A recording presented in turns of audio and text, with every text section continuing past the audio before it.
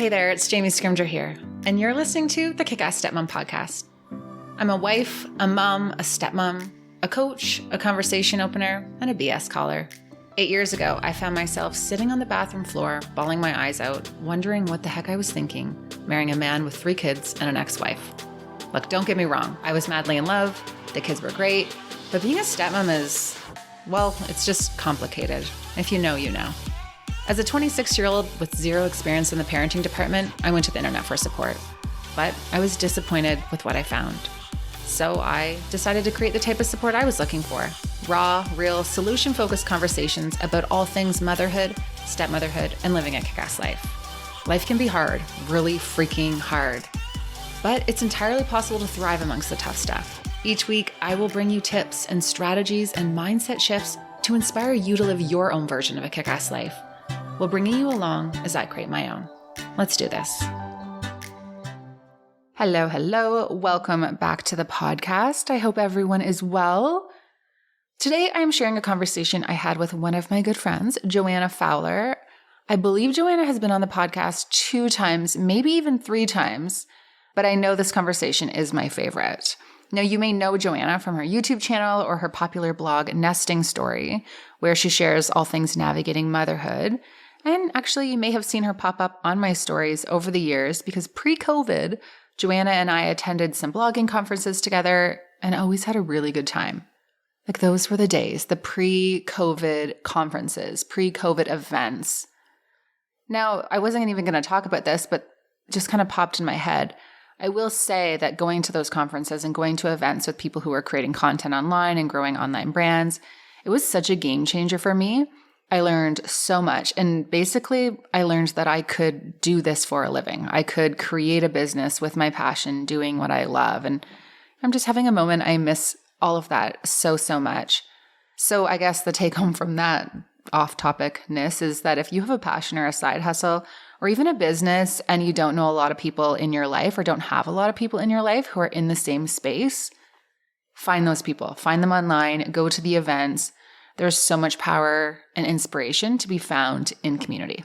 Anyway, totally off topic. Back to Joanna. Joanna is a mom of 4. She has twins.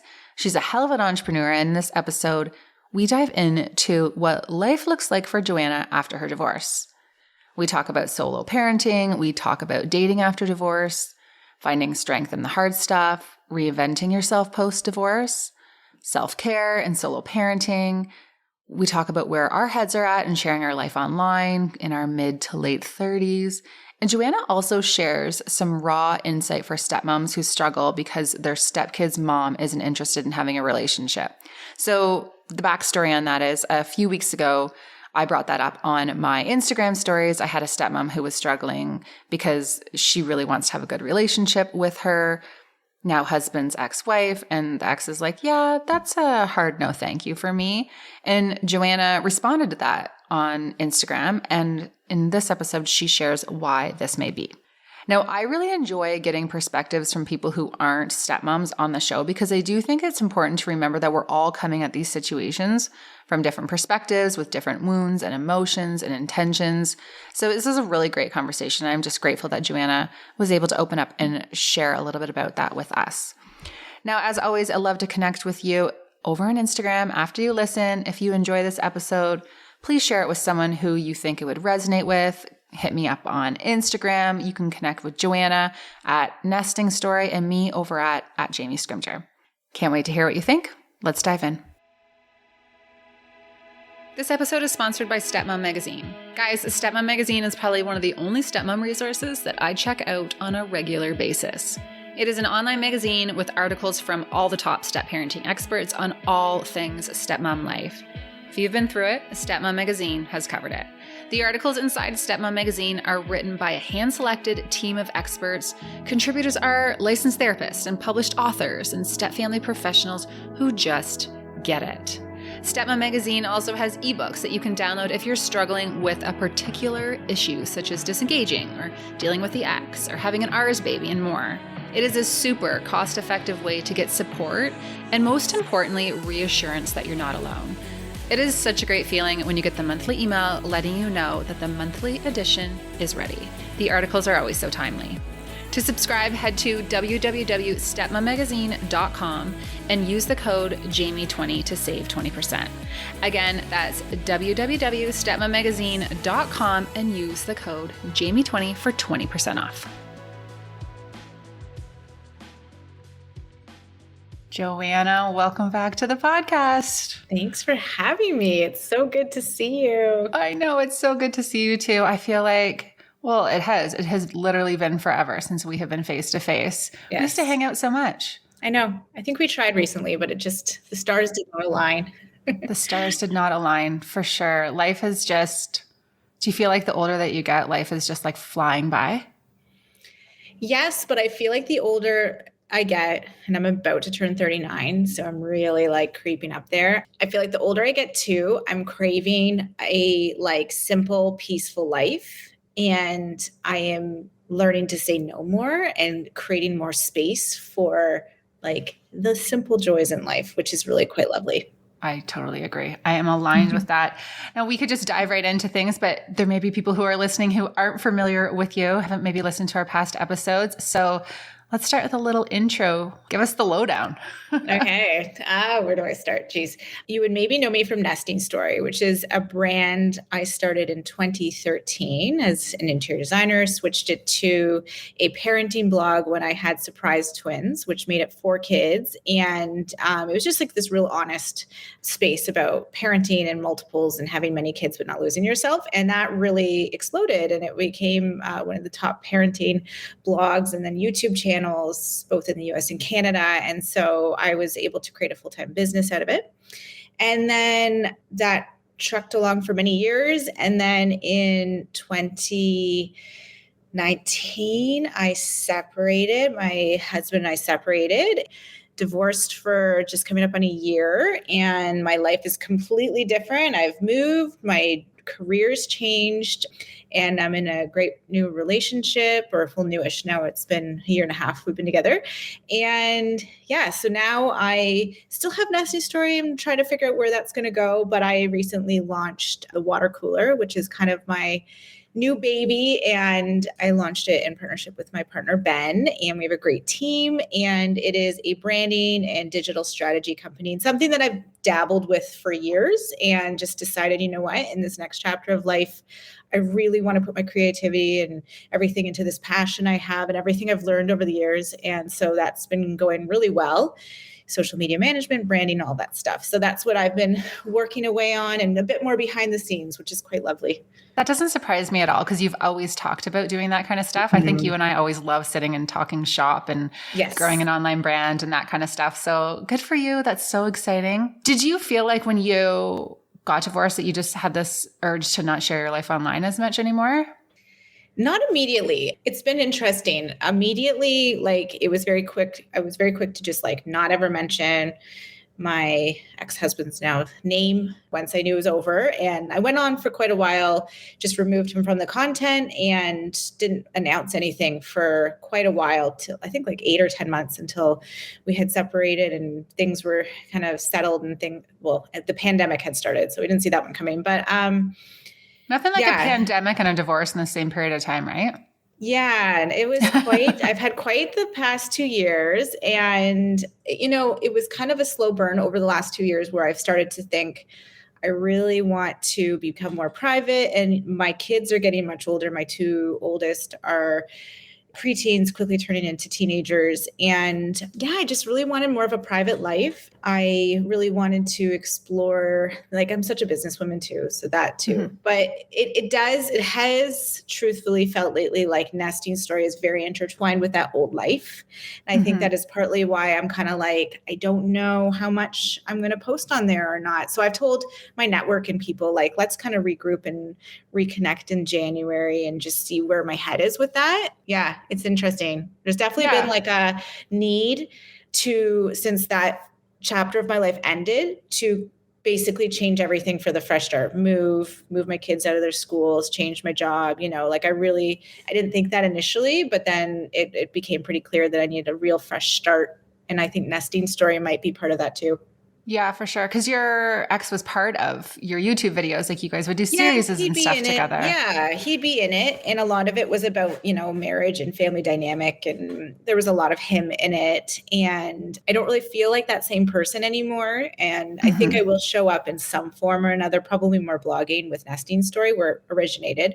But it is definitely tied to that old life. The old Joanna. So how do you think you have changed as a person since divorce? Because I've actually had a bunch of friends get divorced in the last couple of years. I just feel like actually all my friends were getting divorced. I was like, what is Are they all happening? in their like mid-30s? I feel like that's the age. Yeah, mid-30s, mid to late 30s getting divorced. And it's been interesting from a friend perspective to watch them change. And it's an interesting dynamic. Yeah, I think a divorce, especially, without giving too many details, because I like to keep a lot of privacy around this, but mine was very kind of like bring you to the ground kind of end. I definitely felt like it just completely stripped the old me away, like scooped me out, and I was a new person, definitely way more resilient, way more independent. You kind of live life through a very different filter. What do you notice from your friends? I'm curious, what's the common thread you see after divorce that Well, I changes? feel like friend groups change, right? So friend groups change because you get into a new partner. And I think at the beginning, we're often like, oh, we'll still always be friends. We'll still like everything will be the same. But when you have a new partner come in or you have friends with people who were used to you as a couple, Yeah. it just changes the dynamic and Yeah. you evolve as a person. Your values sometimes change. What you want to do on the weekend change, the type of people you want to surround yourself with, and not in a bad way, just as in relationships change. When Darren and I first got together, he had friends that were kind of like, we never see you anymore, buddy. Like, where are you at? And they were kind of upset that relationships had changed with him. And it's not on purpose. It's life just changes though. And I really started to see that from a different perspective over the last couple of years when we've seen that with our friends. Yeah, definitely. I would say, okay, so I'm like you, I'm a bit more of an introvert. So I wouldn't say I have like this massive group of friends that we would get together with as a couple. I have a lot of friends that I more just was friends with, but we did have a few core couple friendships. And I think one of the weird things for me has been when they start talking about my ex-husband when my partner's there, like Ben's there. And so that's been something that's been like, it's kind of weird. And I've had to sometimes just shut down family members or whatever. I'm just like, I just don't want to talk about them. I think for me, the friendship thing, it's more just kind of like, and I think this has a lot to do with the pandemic. It's hard to see what was divorce, what's pandemic is I've definitely found myself like my capacity to be social is so much more limited. Like I definitely need way more quiet time and a lot, like I just can't pack in as much. So it's very hard to see which is which. And do you think that's because you've got to the point though, you're like, okay, I know what's important in life. Like that shakes you, right? I do think when you're coming to like your mid to late 30s, you start to reevaluate things. I think there's a big push now being like, I'm not doing all the things I just feel like I should be doing. Like I need to want to do them.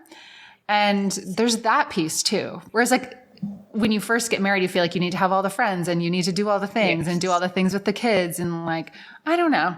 I feel like there is less pressure now just from the pandemic. And I do see that with my friends who are getting divorced and stuff. They're like, I'm just not doing that kind of shit anymore. Yeah. Oh, definitely. I literally just had a therapy session this morning. We were talking about that. It's like this just say no and not feeling like you need to fill all the time. And I think there was a lot of distraction going on. And, it's also your partner. Like I feel like, hindsight, you see things differently and you're like, oh, I think, that marriage was not good for quite a while. And we were doing a lot of things separately, where with Ben, who I'm such a good match with, it's like we just like to spend a lot of time together, just the two of us doing simple things. And I don't feel like I need to be doing all these like big exciting things as much anymore, or like all these big gatherings. And I definitely feel like, even though I can be very extroverted, that when I do something like that, I need it in small doses. But I really am enjoying things more like going away for a weekend to somewhere like Niagara on the Lake, or, staying in and just like cooking and things like that. There's just this nice simplicity. But yeah, I do think that when you're married, it's funny, I was with my ex since I was a teenager. And so it's interesting how you have all these different variety of friendships and everything. And it's definitely been a change on the other side. Just not, you're right, like not feeling like that pressure or anything. Like you're kind of just like, there's no more obligation. There's so many shoulds, right? Like this is the next thing. Like we're supposed to get married. We're supposed to have kids. We need to have this type of house. We could go on about this forever, but I think you get to the point where you realize that that's just all bullshit. And you know what's funny? So you just this is probably going to be interesting to a lot of people that listen to your podcast, is something that I found really interesting and had to work through a bit in this relationship is, so we have an interesting dynamic. We each have kids. He has one, I have four. And we, instead of merging, which we dabbled with and tried out, decided to live in houses very close together, but we have our own houses and it makes us pretty happy right now. And we've decided to just like reevaluate each year and see if we want to transition into merging, but at the moment it's great. But something that's been interesting and something I've had to work through a bit is right now we've kind of just agreed that the way things are is great. So we're not really, like I wouldn't rule out getting married and still living in separate houses, but that's just not on the immediate horizon. We have had the baby discussion. We are not having an ours baby and we're not right now moving in with each other. So it was a bit of a trip for me to kind of be like in a relationship that is this settled, peaceful place, but there's not this like big life event that we're kind of moving towards right now. And I've always lived like that. And so it kind of threw me for a little bit. And I had to kind of like take a second and be like, wait, this is okay. Like, doesn't mean that it's any less of, it's just different. So that's been interesting. I love that. And you're going against the path that we feel like we're supposed to take, right? Mm-hmm. And I think it's that path that kind of screws us up sometimes, right? Yes. Like that just pressure that doesn't need to be there. Yeah. If you can kind of like both honestly have discussions and communicate well, and then say, we don't really need those other things right now. And the focus is us, like the focus. And we're, because we both co-parent, we do have a lot of kid free time. And so we take that time and make sure we're just like really feeding our relationship, because it's really important for us to be in a successful relationship. What do you think that you've learned? Your new partner always gets a better version of you, right? You've learned lessons, you've grown as a person. What do you think that you learned from your past that you've brought to this relationship? I don't know about that. Like, okay, so they definitely he has this more like independent version of me, I would say, but at the same time, I think that the interesting thing about getting into a relationship this much later in the game and have already had kids and things is you do bring some things. It's great. And then you can also bring some challenges. Like you do bring scars from your past relationships and things that might be very triggering for you that the person would have no idea. And you can have an irrational reaction to. So it goes both ways. In terms of the good things you bring from your last relationship, yeah, I think it's mostly independence and just this knowing who I am, confidence. I think that would be a huge one. And I think just this being ready for kind of like a settled life instead of looking for all excitement and more just like ready to gear down and be a couple. And I see that in you too, the way that you're, setting up your home, you're doing things on your own, you're figuring this out. Like you really you were going to figure this shit out and you were going to be fine. And I love that. And I think we find ourselves in these situations where we're tested and we realize how strong we are and how much we can do on our own. And I love that life gives us those opportunities. All right. If you follow along on Instagram, I love a good hoodie. I love a good plain shirt. I love a good plain sweater. I love a good neutral. I'm really about keeping it simple when it comes to my wardrobe. And I love to dress Reese the same. That's why I'm so pumped to partner with Austin Oaks. Guys, when I first had Reese, I struggled to find cute clothes for her because I felt like all of the girl clothes had unicorns and butterflies and sunshine and all those things on them, which is totally fine if that's your style, but I like to keep it simple. So when I stumbled upon Austin Oaks, I was sold. It's a unisex clothing line for everyone in your family. Austin Oaks items are designed and manufactured here in Canada, made from high quality, ultra soft bamboo cotton that is eco-friendly, sustainably sourced, and so freaking soft. Seriously, plain, solid, high quality pieces for your whole crew. Personally, I am obsessed with their adult bamboo hoodie in ivory and the bamboo crew in gray.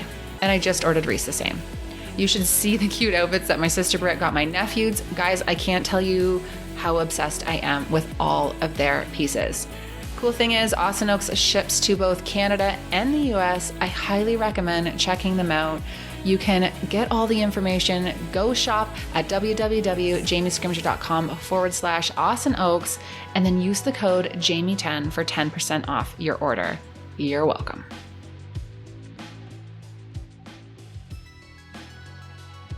The other day I was writing an Instagram caption all about all the things that I wish I would have done when I first became a stepmom. The first thing on that list was to start going to therapy. If I could go back, I would have started personal therapy and couples therapy immediately. Now, I have shared this in the past, but going to therapy truly changed my life. My only regret is that I wish I did it sooner.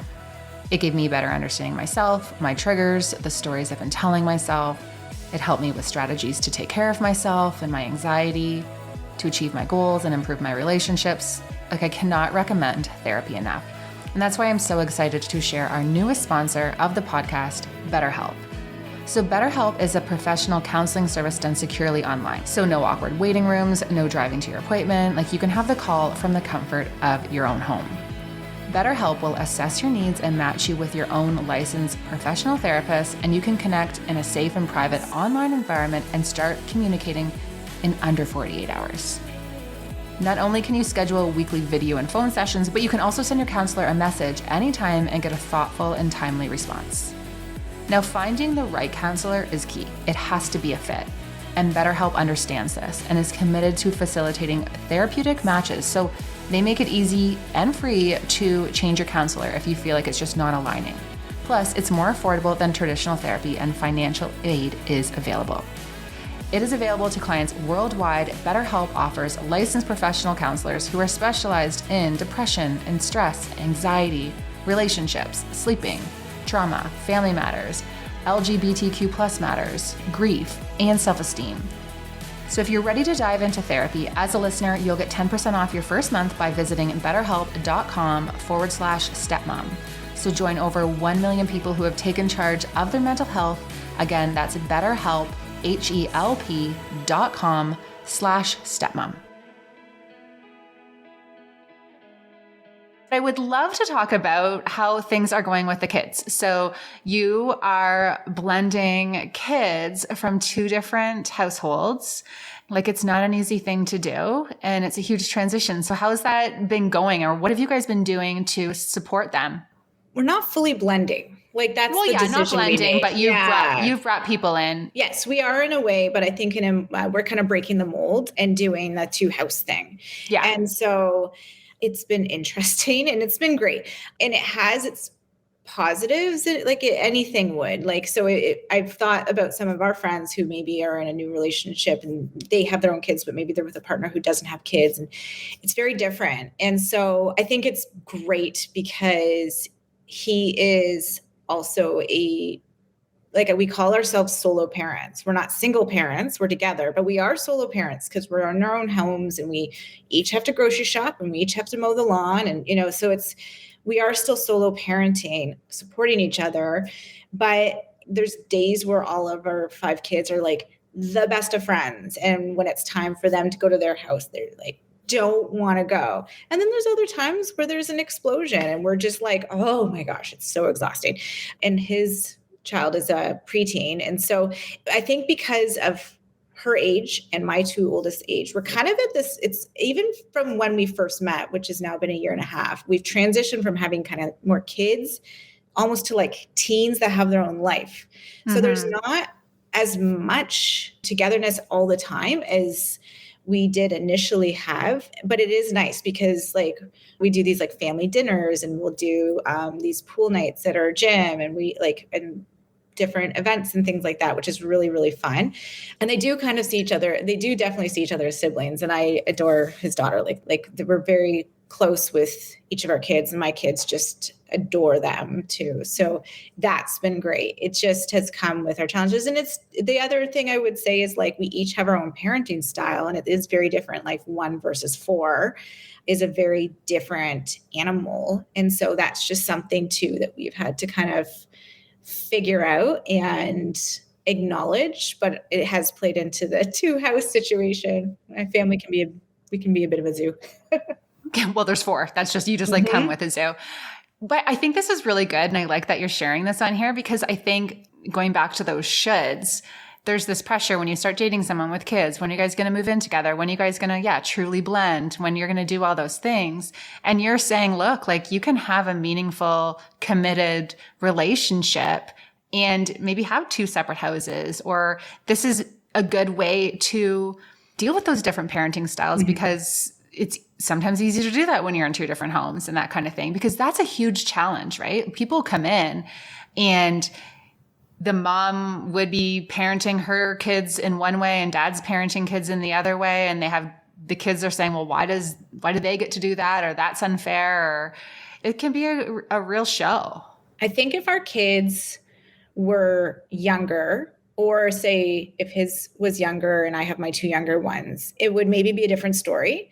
And we would have probably chosen to blend. But we do see the fact that our years with our oldest are kind of limited at this point. Like we're getting close. Maybe they won't move out, but like they're going to have their own lives soon. And we just want to give it a bit of time to kind of see what that would look like.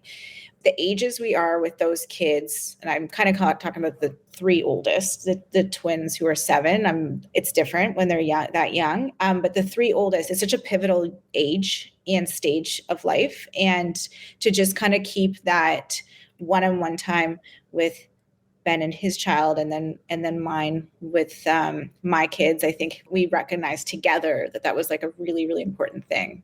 Mm-hmm. It's very child-centered what you guys are doing too, right? And I think that's not always the norm. I think child-centered, but also very much about protecting our relationship, because we, from kind of trying things out, could also see the stress that blending, and I've heard stories from people, I've talked to a lot of people about some of the stress that people can experience, and to avoid bringing that stress into our relationship was also a conscious decision too. So it goes both ways, but yes, it is definitely child focused. Like it's very like, what is the best thing right now for them? What will keep our stress levels low generally? And then we'll just reassess each year and see where we'll go from here. But this is kind of like our stepping stone, which is going well.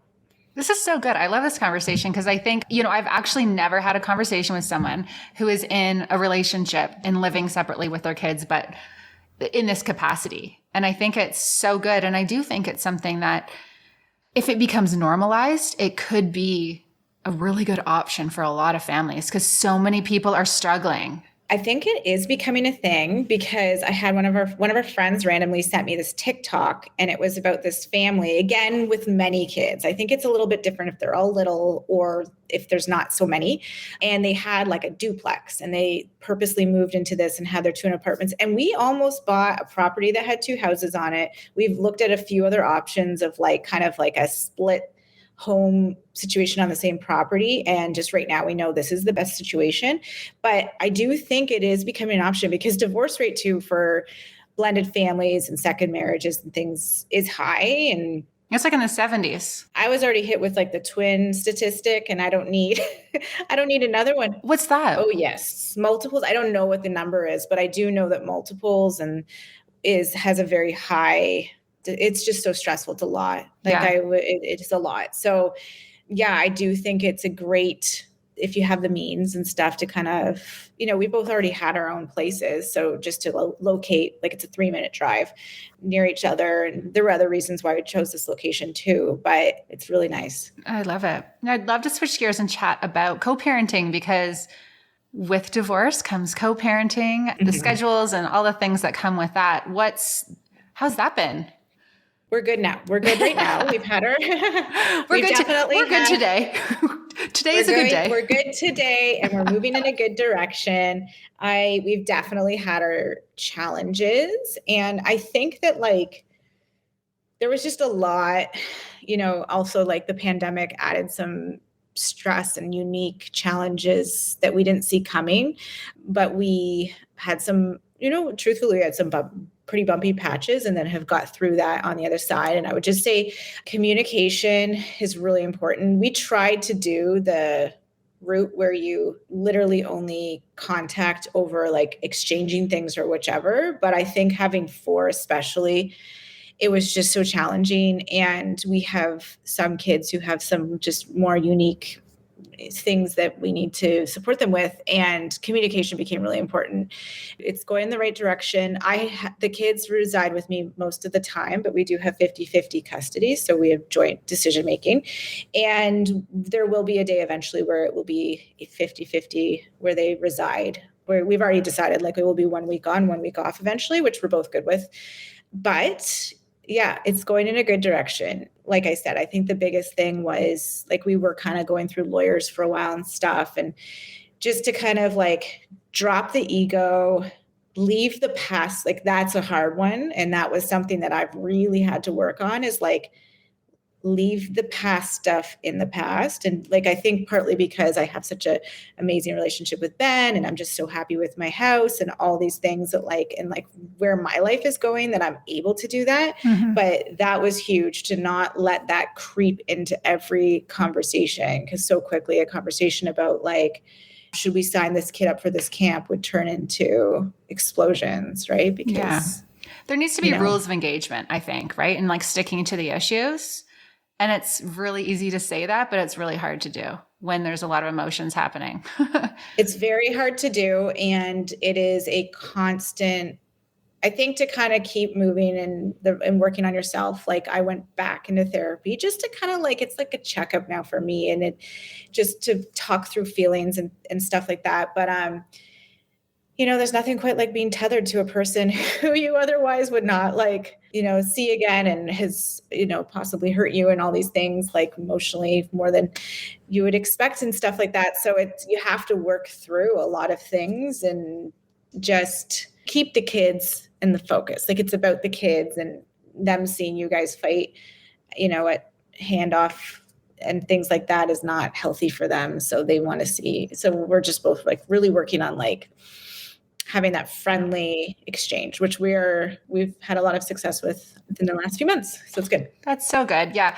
We've really talked about this a lot in our family. It's like when you move on and you get happy and you are content with your life, you really just stop giving a shit, right? Like all the other things, you're like, I just don't have time for that. And I do feel like at the very beginning, when the emotions are raw and everything is still like new and you're easily triggered and trying to navigate, like that's when things can be extra challenging. But one of the big things I just want to share is communicate with your ex like you would a boss you don't really like. If you put it in that perspective, just like to the point, polite, business-like, get the information out there and leave the emotions out of it. That's something that, obviously easier said than done, especially if you're feeling triggered, but that's definitely helped in this household from time to time. I heard from some kind of divorce podcast that say, treat your ex like a fellow employee that's trying to get you fired. That's a good one too.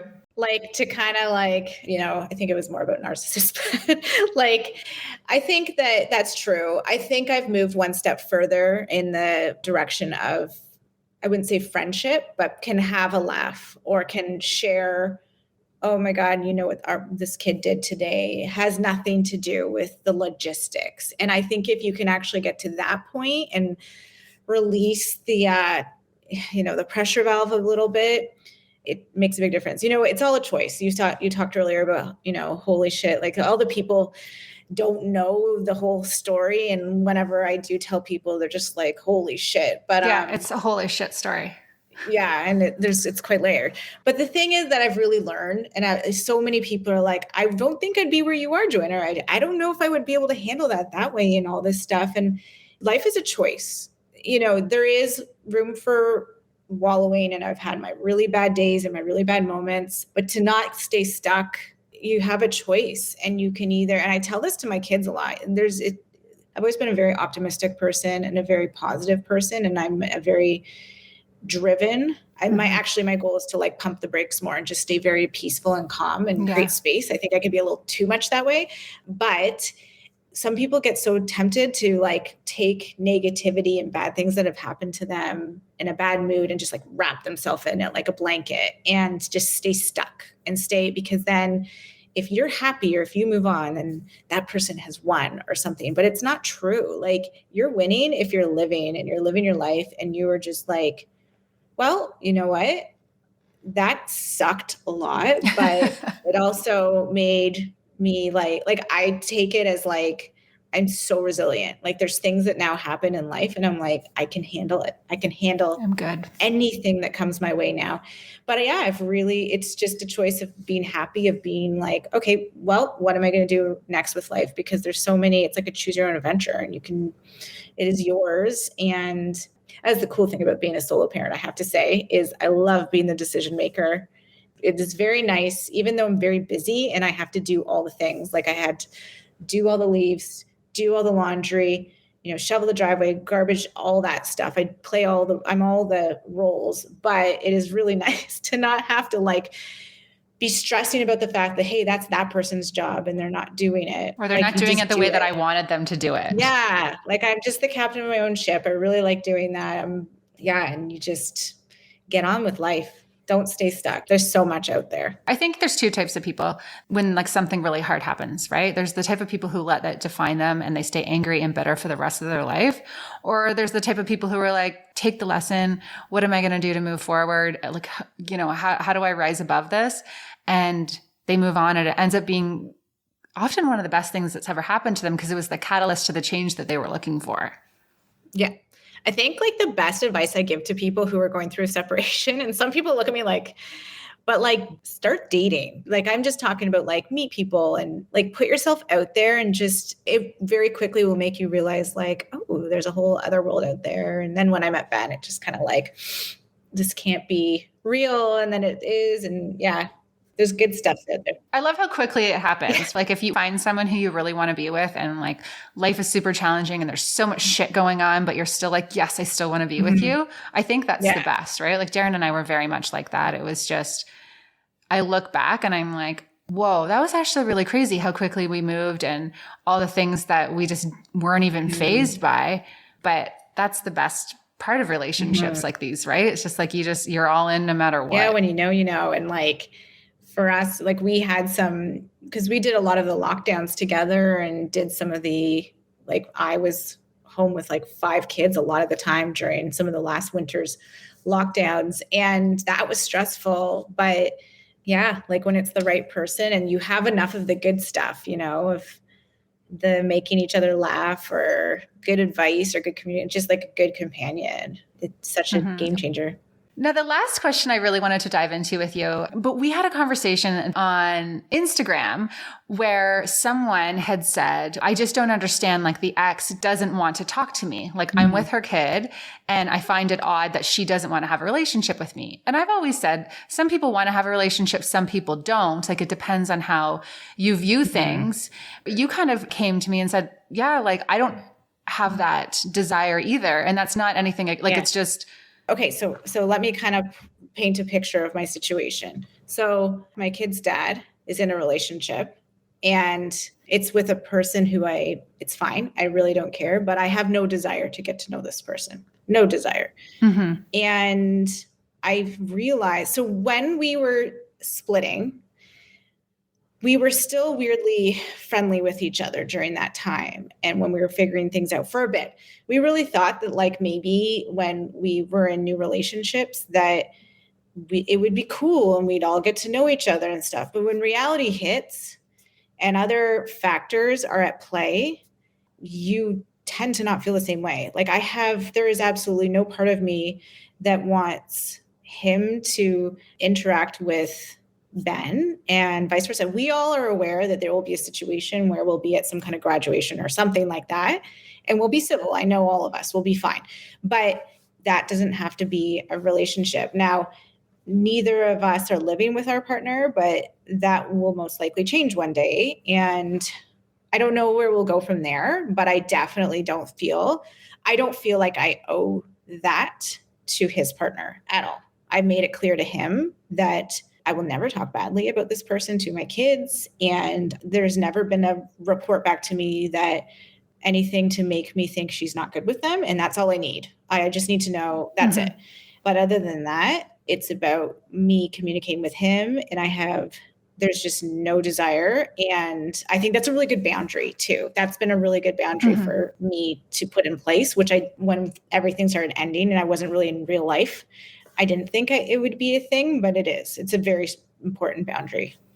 Yeah. And I think that's important to talk about. And I think it's important for us to be open about, because that doesn't mean that you're not an effective co-parent, or it doesn't mean that you don't want the best thing for your kids. I do think there's this pressure online for people in co-parenting relationships to have like the matching jerseys and getting together on Christmas and having the kumbaya co-parenting. And it's not necessary, and it's not always healthy, right? Like that's not right for everyone. Everyone has to be in that headspace to have that type of relationship. And it's not the best thing for everyone. And that's okay. And I think that actually, it's so funny. The first version of our separation agreement had us all at Christmas morning together, which is crazy. And I say it's crazy because I just that's just I can't speak for other people. I have to be very clear. That had a very specific demise of my marriage and the way things have unraveled, but we're in a good place now. I have to say that. So it's very specific to this, and this is what I've realized just really works, is these very clear boundaries. But I don't owe that to her. I think that might be harsh for because I guess we're talking to a lot of stepmoms out there, and this is important. But it's important to hear. It's so easy for the mom to have feelings, especially about the fact that this other woman is spending all this time with their kids. And I've had sometimes my younger ones be like, well, she reads books with me more often. And I'm just like, good for her. I kind of am just like, that's great. Good for her. And I move on. It's so important for the mom to be okay. I think that in not every situation, some are totally different, but in a lot of the situations where a marriage is ending, and I think a lot of the times it's a probably bigger transition for the mom. Maybe she wasn't working, or maybe they have younger kids and they reside more with her, but it's so important for the mom to be okay, because she has to take care of everyone and keep the boat afloat. And if she sinks, you're all screwed. And so that's the most important thing. So really, it's probably not personal. I think that maybe a lot of stepmoms maybe think, oh, it's personal. She hates me. Why can't she, talk to me? It's probably not about that at all. It's probably about the fact that the biological mom in the situation is just so focused on keeping her mental health and her whole world spinning and moving forward. She's doling out so much more because she's probably being two parents too to these kids. She just doesn't have that extra capacity. And it's not her job to bring you in and coddle you or make you comfortable. Now, it's a bit of a different thing. If there's a situation one day where they're then living together and there's going to have to be a switch off, with some kind of exchange, then it will definitely just be strict exchange. I have no desire to chit chat, but I don't think I owe that person that, and I think that's probably the biggest thing I would say is it's probably not personal. It's probably that the biological mom is just trying to make sure the oxygen mask is on herself, and she just doesn't have the capacity. I love that. And I think that's so important. And I couldn't agree more. I think it's really important that my community hears that from a mom too. Right. And I like what you said. You need to make sure that you're okay. Yeah. And I often say that sometimes there are people who want to have these relationships and they'll say, well, she's really great with me. And then some days she is not embracing me and I don't know what to expect. And it's so hard. It's probably not personal. It's not personal. She's maybe just triggered that day. So here's a good book for everyone to read. It's called The 4 Agreements. It's a little woo-woo, but get through. It's an easy read. You can listen to the audio version, but there's one of the parts is all about not taking things personally. And I think that is probably a huge chunk, even if there has to be exchange between the biological mom and the stepmom. And maybe it's not whoa, we were just chit-chatting the other day and now she's icy. It's probably not personal. Just to kind of you're probably not really on her radar. And if you are, just kind of give her space. It's a lot. It's a lot for a mom to, know that their kid, for any parent, I think vice versa too, to know that they're kids who, they grew, like I grew my twins in my belly till 37 weeks, 4 days. And like, I then had to, like, I raised 4 kids, and now like this other person's getting some credit for, but you can't, it's not personal. You just need to kind of, like, everyone has their moments, everyone has their days, everyone is allowed to have their feelings. And I think just like stay in your lane, focus on you, and don't become too obsessed with that factor. Yeah, agree. Yeah. So good. So good, Joanna. Well, I'm so glad to see you doing so well. So where can everyone find you and information on the water cooler and all the things that you've got going on now? So the water cooler's website is makeworkcool.com, and we're on Instagram at the Water Cooler Co. And then you can find me at Nesting Story on Instagram or anywhere else. And if you're a small or medium size, any size business, but we specialize in small or medium sized business, and looking for some branding or some coaching or some support, we are your people. Mm-hmm. You are, because you definitely built an amazing brand with Nesting Story. And it's actually been a huge pleasure just watching you evolve. So thanks so much for taking the time. Thank you. Thanks so much for tuning in. You guys know the drill. If this resonated, share it with someone who you think will love it too. And if you haven't already, I would be forever grateful if you could head on over to iTunes and give the show a rating and a review. And if you're craving more stepmom content, want to connect with me and stepmoms from all over the world, and get access to exclusive content with all my favorite experts, be sure to check out the exclusive Stepmom community, www.jamiescrimger.com/membership. Members also get access to my online magazine and can listen in on coaching calls with fellow stepmoms. www.jamiescrimger.com/membership. Love you guys. We'll chat with you next week.